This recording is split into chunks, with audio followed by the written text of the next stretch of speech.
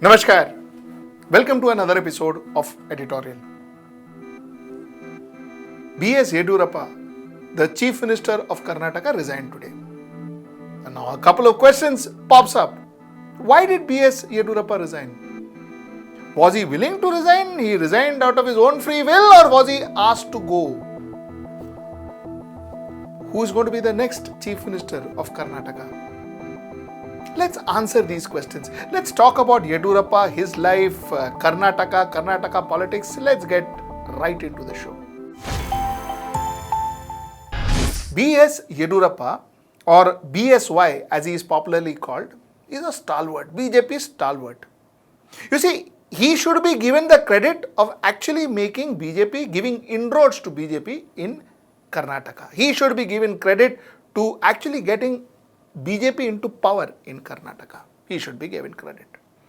And he's a true blue Bharatiya Janata Party because he is risen the rungs. He was in the Rashtriya Swayam Sevak Sangh.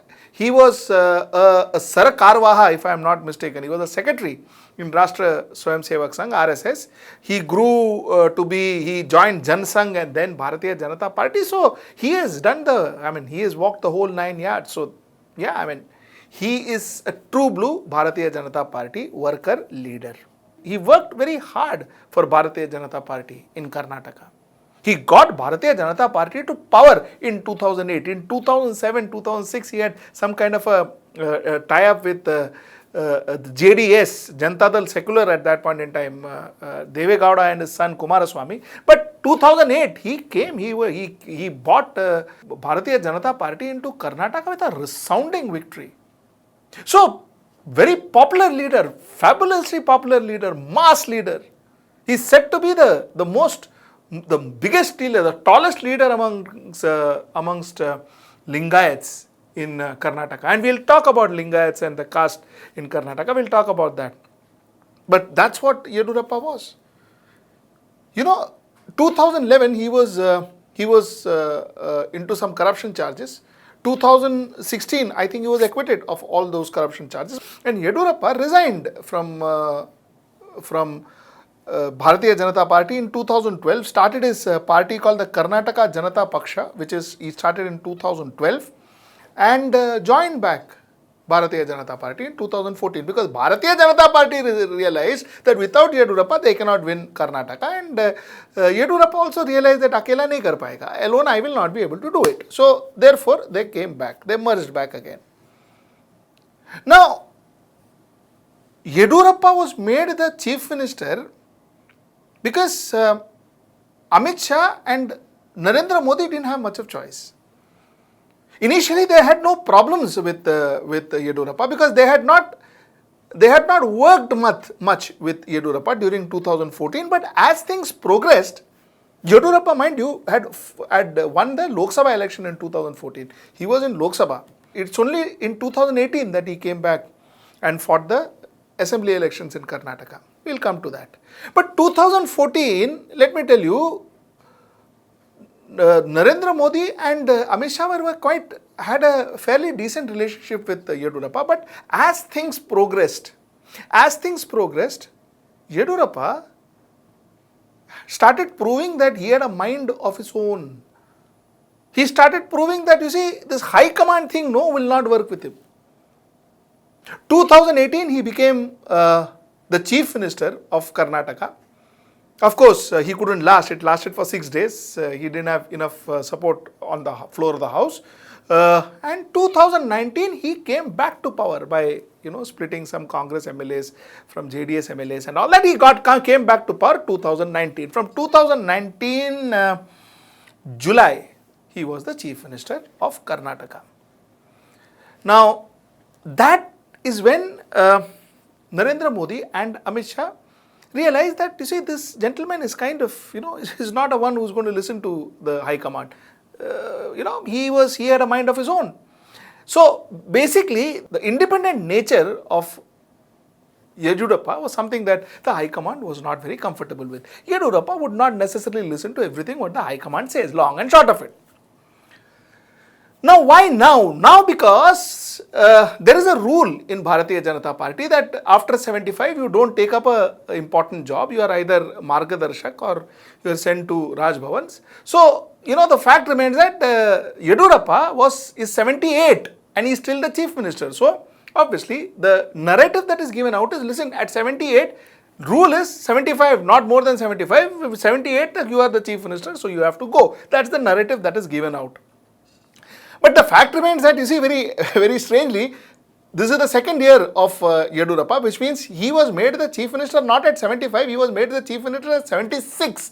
So the rule was broken even 2 years back. But all the same, like I said, there was no choice.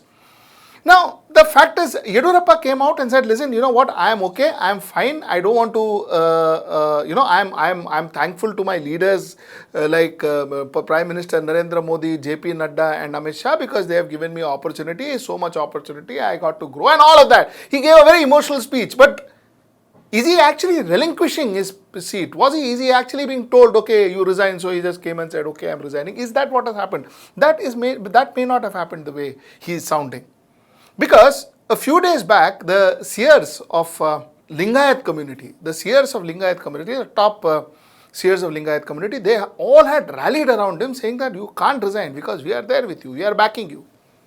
Now, why is Lingayat so important in Karnataka politics? I'll tell you why Lingayat is important in Karnataka politics.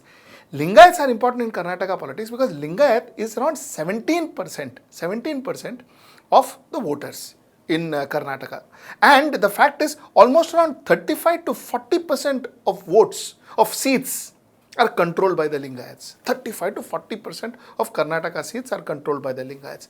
Therefore, Lingayats become very important, and this man is an undisputed leader of Lingayat. So this is where B.S. Yedurappa stands, and this is what his story is. Very ironically, B.S. Yedurappa has changed the spelling of his name twice. One in 2007, his spelling was Yedivyurappa, and he changed it to Yeddyyurappa. That spelling he had changed.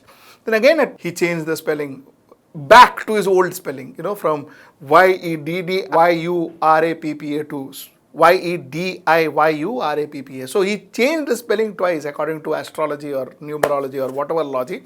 Anyway, so that's trivia. Coming back to the story, BSY didn't want to resign. To my mind, BSY didn't want to resign. BSY, like he had said himself, that he would like to work till the last minute of his life. It was his statement. So somewhere down the line, his tenure was cut short and he had no choice but to respectfully accept it. Because one thing is for sure, like Bharatiya Janata Party does not have an option without BSY, at the moment at least, BSY also do not have an option but to be in Bharatiya Janata Party. He cannot at this stage of his life and this age jump into another party or start his party again, because he had started as Karnataka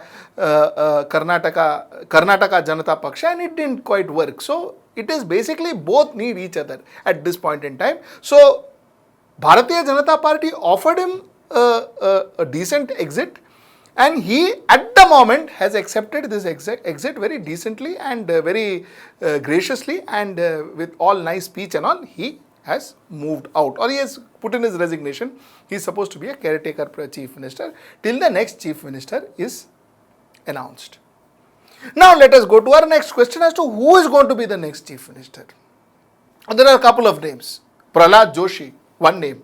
D.V. Sadananda Gowda, another name. C.T. Ravi, another name. B.L. Santosh, another name. Now mind you, in Karnataka, caste politics plays a very vital role. Very vital role. So you have, like I told you, you have the scheduled caste 17%, you have OBC 10%, you have 17% of Lingayat, you have 2% of Brahmins, just 2% of Brahmin and 11% of Vokalinga. So Vokalinga and Lingayat, like I said, are the two major castes in Karnataka, and Lingayat amongst the both has got the actual say in more number of seats. 35 to 40% of assembly seats they have control on. They have say on, not control on, but say on. Okay, 13% are Muslims. So this is the broad bifurcation of Karnataka. Now, if you look at it, Joshi and Santosh, BL Santosh, are Brahmins. C.T. Ravi is a Vokalinga. Another name I forgot to mention is Vishweshwar Hegde. Vishweshwar Hegde is also a Brahmin who is also named as a probable to be the next chief minister in Karnataka. Then there is Murugesh Nirani. Murugesh Nirani is the current mining minister and also he is a Lingayat. So his name is also making the rounds. Govind Karjol, he is currently the DCM, and B. Sriramalu. B. Sriramalu and Karjol both are Dalits. So their names are also doing the rounds. So like I said, in Karnataka, caste does play a very vital role. Now, to conclude, this is a very important state for BJP. You know why? Because this is possibly the only state in South that has accepted BJP. Telangana slowly giving positive vibes to BJP, but till now, it is only Karnataka that has accepted BJP and the only state where BJP is in power. It is like a gateway towards South. So, very important that BJP treads very carefully. Point number 1. Point number 2 is BJP does not have a plethora of leaders in Karnataka. They don't. In fact, Yedurappa was in power because they had no options. Mr. Shah and Mr. Modi didn't have an option but to keep Yedurappa in power because he is a mass leader. Now, once he relinquishes power, what happens needs to be seen. And how much of whatever he said today, saying that he is going to work for the party and he has great regards for the top leadership and all, how much of that is actually true? That one needs to be seen. Point number 2. Point number 3.